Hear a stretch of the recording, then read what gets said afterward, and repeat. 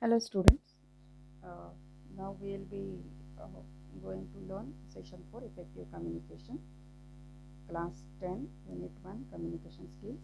In that session 4 effective communication, we often see that a great leader and well-known personalities like Gandhiji or Nelson Mandela or even our Prime Minister Narendra Modi, Oprah Winfrey or Malala, all these people have got are very inspirational to us. Whenever we hear their talk, we feel motivated and we feel really good about it. So why does this happen? Because they have got very good effective communication skills, and we are always influenced by these various role model also in family or around our friends who are talking in a good way, convincing way. We see that they are also very good orators, and they are expressing their thoughts and ideas in a very good manner. So how we can also achieve these skills, let's learn in this chapter. We already know that communication is transfer of spoken or written information, thoughts or ideas, and to create the understanding between sender and receiver. Now, effective communication implies that the transmitted content has been received and understood by the receiver in a manner that was intended by the sender. It also means that what you want to say, what you say, and what the receiver interprets is consistent. Like there is no any gap in between in all these phases of communication. So let's see one interesting story over here. Once there was a king, and he had a dream that his teeth had fallen off. So after waking up, he asked his priest, "Okay, what is the meaning of this dream?" Then the priest said that the dream means that you are going to see all your relatives die one after another. And the king was very angry at this answer. That he said, "How you can say this? That all my relatives are going to die, and like this is very painful for him." So he banished the priest from the city and asked his advisor the same question. The advisor, "The dream means you have a long life and will outlive all your relatives." Now see, same thing has been conveyed by both the persons, like priest and the advisor. But the advisor has quoted that fact in a very, uh, you can say, sugar coated that fact in very positive kind of message, and then he said this to the king. And with this interpretation, the king was extremely happy, as we all know, and he gave some reward to the advisor. So that's how your talk should be. That the same information you can say in a very very blunt kind of words, or you can take some positive note from that. Okay. So let's now move on to what are the goals of effective communication.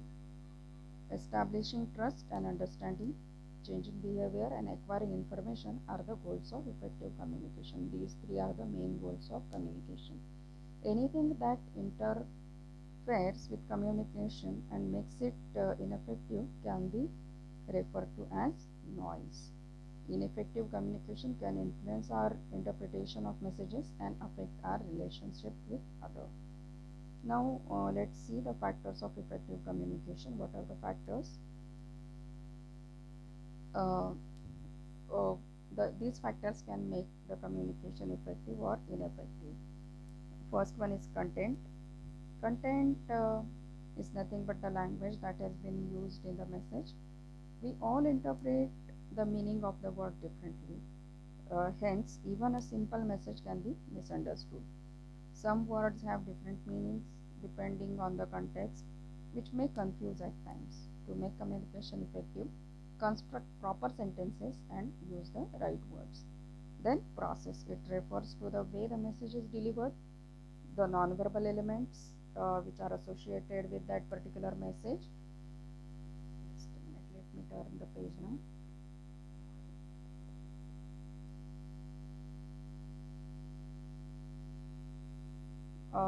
How that message is conveyed, what state of mind is there when the communication is being carried out. We often subconsciously trust the accuracy of nonverbal behaviors more than verbal expression. Only 7% interpretation of spoken communication comes from words alone. 55% comes from body language, and 38% comes from the intonation. So we can see here that our body language as well as our tone in which we talk makes a lot of difference while we are communicating. And these two factors can add up to our effectiveness of our communication. Hence, effective communication happens only when verbal message is consistent with the tone and body language. Again, this body language as well as your intonation should go hand in hand with your words which you are talking. If you are saying something and your hand gestures or your body language is conveying some other thing, then the receiver is going to certainly confused.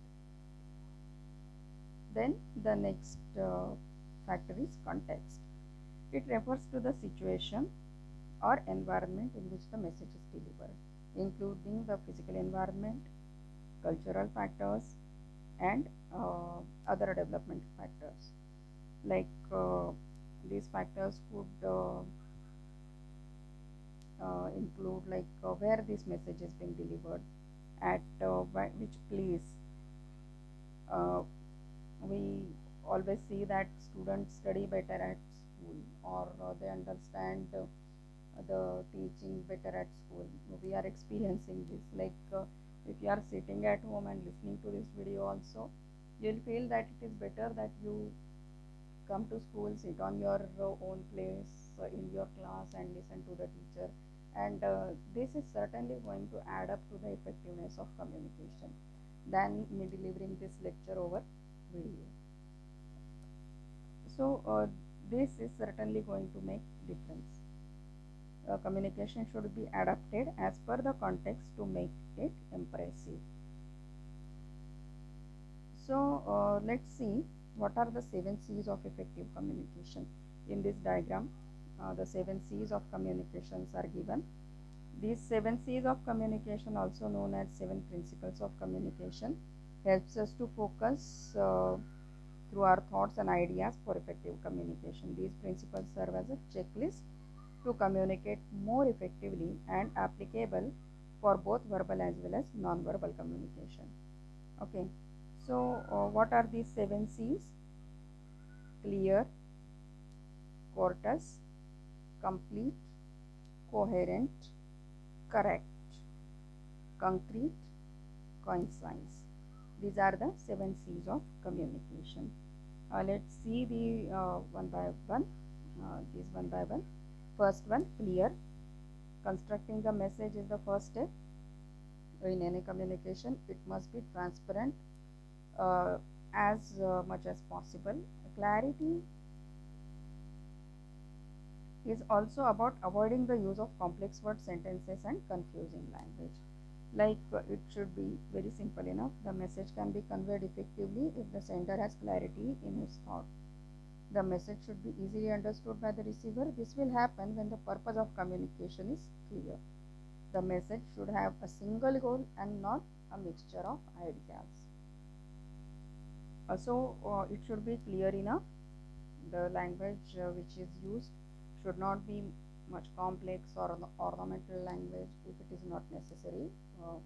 In some cases, it can be necessary that you use some very big words and some flowery type of language to be used.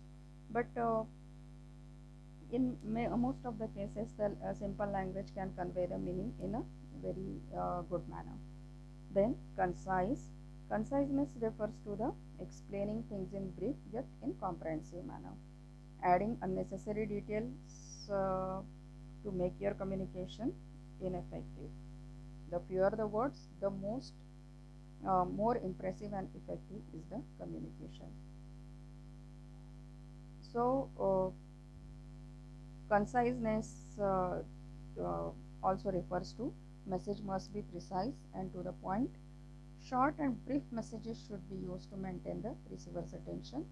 Every word used should be meaningful and uh, must create some interest to the user. Then concrete. The message should be concrete. It refers to the communication that it is believable and credible in order to create trust between the communicators.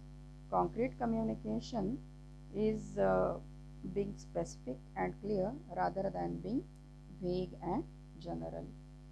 Whatever we want to talk, we should be concrete enough about it, and don't we shouldn't just beat around the bush, but we should say whatever we want to say in a very concrete way. Then the next C is correct. Correct. It should be accurate. Like accuracy is important element of communication. It helps to avoid any kind of miscommunication and mistrust. It creates a positive image in the mind of receiver.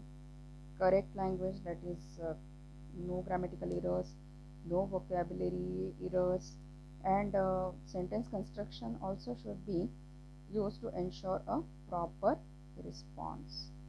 While writing, correct spellings and punctuation marks. Adding punctuation marks at proper places is also uh, very good practice to make our communication effective. The facts and figures used should be accurate. If you are representing some facts and figures to support your idea, then they should be true to the knowledge of true to your knowledge that you have got from the sources. Then the next C is coherent. Coherent message is logical and it makes sense to the receiver. All sentences in written communication should be connected and relevant to the main topic. Coherence deals with the fluency of communication. Without coherence, the receiver of the message will lose track what is being conveyed to him. So there should be proper flow of sentences, that a single idea is being carried over for few sentences or few paragraphs. To ensure the coherentness of your communication, check if the message is organized logically, and check if you have not tried to cover too many points, too many different points pertaining to one topic in one paragraph. Like you can make different paragraphs to cover different topics. Then it should be complete. Your communication should be complete. The complete message will have all the information the receiver needs to know. To ensure that the communication is complete, it is essential to think of questions the receiver might have when he receives the message. The message should address this following question. We must ensure that all relevant information is conveyed in the message. Then it should answer all the queries in the mind of receiver. And informal communication, sender is also required to convey what actions are required at the receiver end. Okay, so while writing any formal letter, what you can expect is what kind of actions you expect from the receiver after receiving your message, what he or she should do. Like at the end of each chapter, I am asking you to write down the question answers, revise the chapter, something of that sort. Then your communication must be courteous. The message should be conveyed with respect to the receiver. The feelings and views of the receiver, along with the knowledge, experience, age, must be considered. It shows respect for the receiver. The receiver should be addressed in a very friendly and courteous manner by using respectful terms and gestures. One must be sensitive to the culture and the background of the receiver, especially when communicating with people from different ethnicities.